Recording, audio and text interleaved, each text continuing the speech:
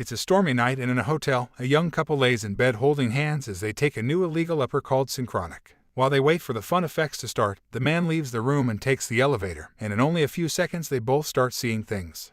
In the bed, the woman watches how shrubs and plants appear in the room before the walls fade away and a tribal man appears as well. Now the woman finds herself in the middle of a dense jungle, and as the man comes closer, she notices a snake coming toward her too, making her scream. In the elevator, the man sees the walls disintegrating and a desert wasteland appearing in front of him. When the elevator floor suddenly disappears, the man finds himself falling onto the sand. Meanwhile, in the suburbs, best friends Steve and Dennis are working as emergency paramedics. Tonight they respond to a call about a case of overdose and go to a house where they find two people on the floor and a neighbor that says she heard weird noises and someone talking in French. Dennis tends to a bleeding man who is still alive, discovering a bleeding exit wound on his back. Steve tends to the overdose victim and accidentally gets pricked by a syringe before he injects the girl with medicine, making her wake up.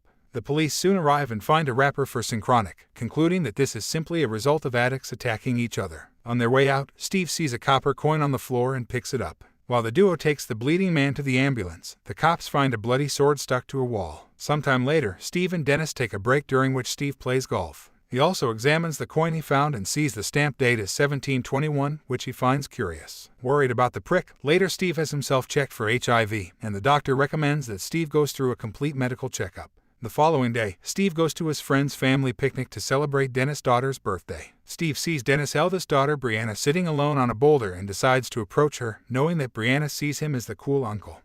Brianna tries to tell Steve about what she's currently going through, but she is interrupted by Steve's phone call. That night at work, Dennis and Steve make their way to the latest emergency, which includes somebody having burned to death. Officers inform them that they are unsure how the victim died because they saw no other signs of fire nearby. They did find an empty Synchronic wrapper as well as an out-of-place doorknob that has melted. Sometime later, Steve gets a brain scan at the hospital and discovers he has a tumor, which leaves him shaken. Afterward, Dennis and Steve go to their next case, which turns out to be the couple at the hotel. The woman has a snake bite on her knee and is in a state of shock, only speaking to mutter her boyfriend's name.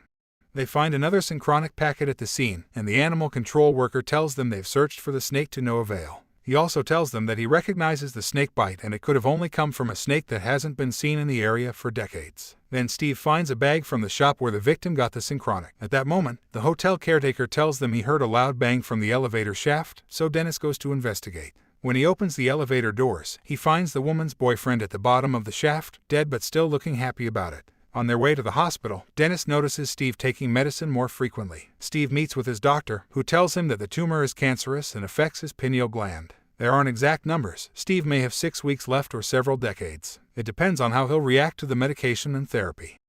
Later, Steve considers telling Dennis the news but decides against it. Dennis plays basketball with Brianna, trying to connect with her. He's worried that he may have become a little distant as a father, but Brianna tells him that she's not going through anything terrible. She's just worried that she still doesn't know what to do with her life. In the evening, Dennis meets Steve at the bar and gifts him a lamp for his birthday.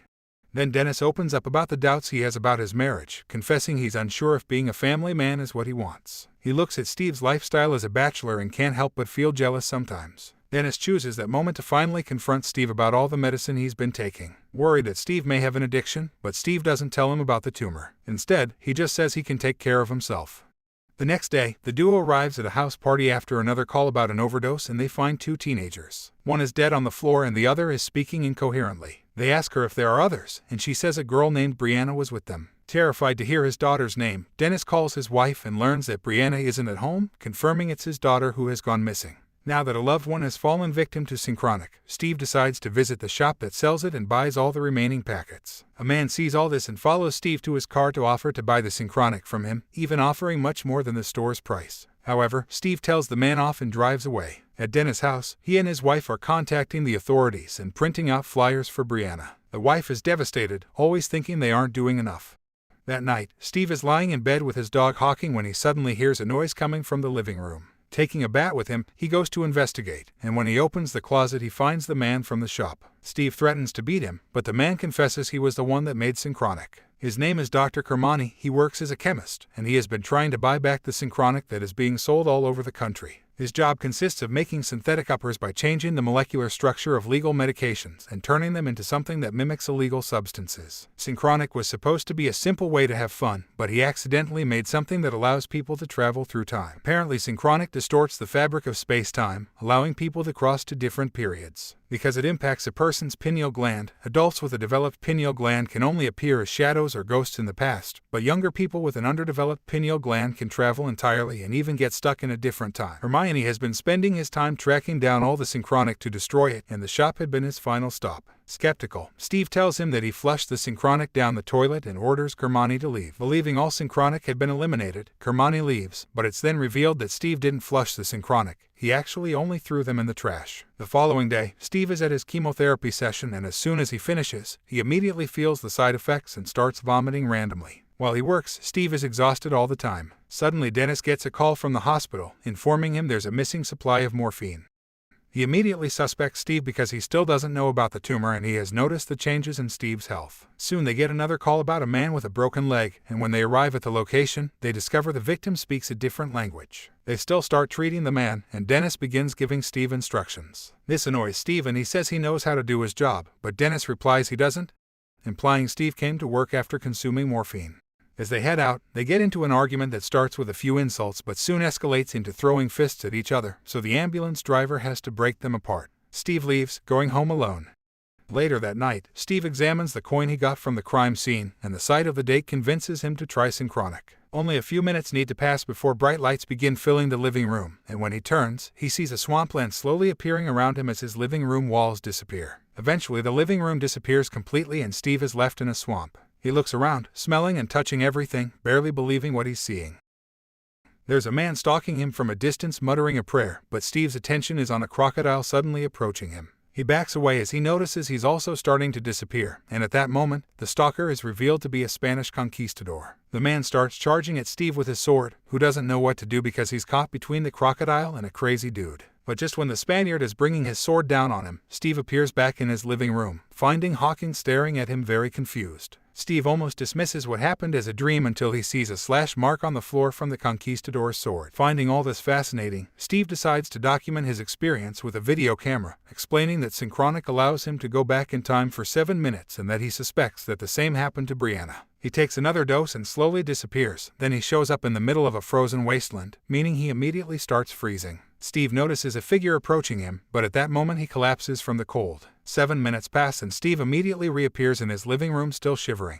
He reaches the conclusion that the time period he gets to visit is dependent on his location in the living room, so he tries again in the same spot. This time he puts on a coat and carries some firewood. When he shows up at the frozen landscape, he manages to start a fire and watches the figure approaching him and pointing a spear. When the person is close enough, Steve finally sees he's a caveman. He touches the caveman's spear, and once the caveman lowers it, Steve offers him a seat.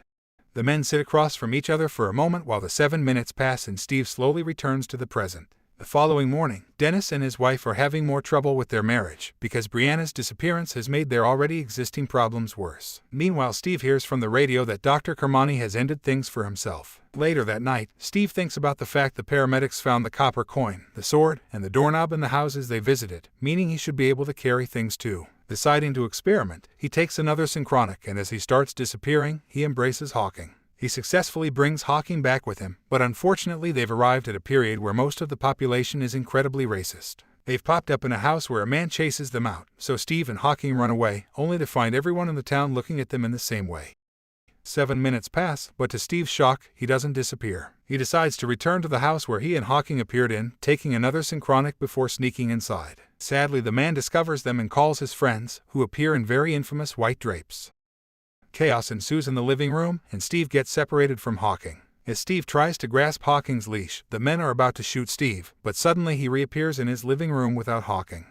At that moment, Steve hears Hawking whimpering and runs to the window, only to see Hawking slowly fading away. This incident helps Steve reach two conclusions. If 7 minutes go by and you are not at the place where you first appeared, you'll be stuck in the past, and he needs to grab the object he wants properly because he only brought back Hawking's leash. The worst part is that he can no longer retrieve Hawking because he doesn't have enough Synchronic left. Afterwards, Steve decides to go to the university dorms where Brianna went missing.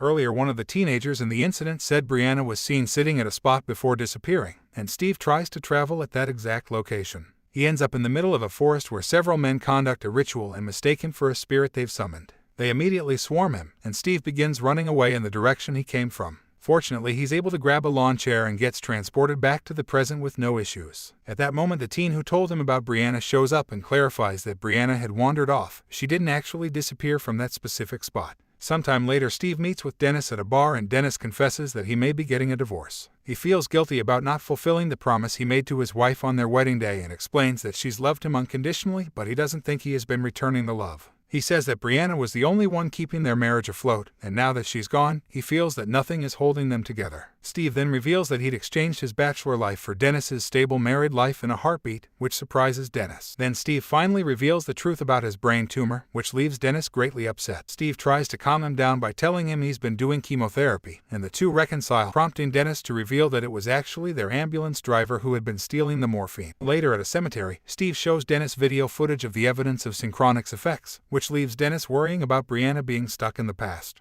Then Dennis realizes that Brianna may have left a message for them to decipher in the present, which makes Steve remember the small boulder at the park where they had sat together. The duo rushes to the boulder and finds only one word: always. This must be where Brianna disappeared. So with only 2 pieces of Synchronic left, Steve decides to go back for her. This time Steve gets transported to the American Civil War, and there are bombs and gunshots going off all around him. Steve immediately runs to a bunker and finds a mound of dead soldiers as he keeps calling out to Brianna. He has no choice but to crawl through piles of bodies until he finally hears Brianna calling him back. The two of them finally reunite and Steve gives Brianna his last Synchronic, explaining that they have to reach the boulder in 7 minutes or else they'll be stuck in the past forever. The duo starts running toward the boulder, only for Steve to get shot. Brianna has to help him move, but at that moment a random soldier appears and calls Steve a slave as he holds them at gunpoint. This causes Steve 7 minutes to run out, meaning he's stuck in this time period. However, he still can save Brianna, so he makes a plan. When he sees mine in front of the soldier, he baits the man to get him to step on it, but unfortunately the soldier steps over it as he gets ready to shoot. Suddenly Brianna disappears and a massive explosion shakes Steve and the soldier, causing the man to lose his balance and step on the landmine, which explodes him to pieces. Steve then rises to his feet and sits on the boulder while in the present time, Brianna reappears and reunites with her father. Then they see Steve appearing ghostly on the boulder before fading into nothing, stuck in the past. Make sure to subscribe and turn on notifications so you can watch more videos like this. Thanks for watching.